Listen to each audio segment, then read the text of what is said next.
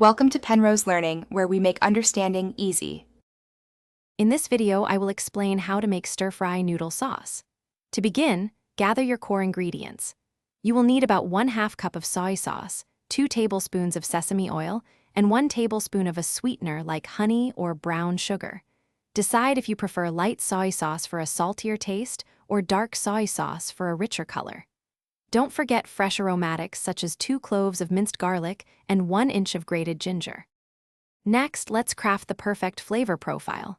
Aim for a balance of sweet, savory, and umami.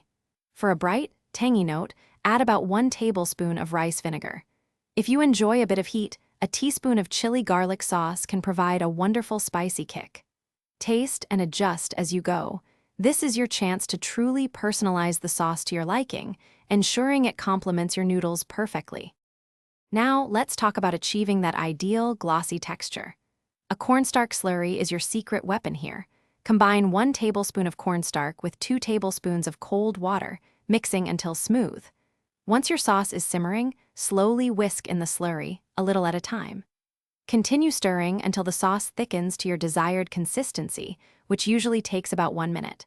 This step ensures your sauce clings beautifully to the noodles. Finally, here are some tips for storage and usage.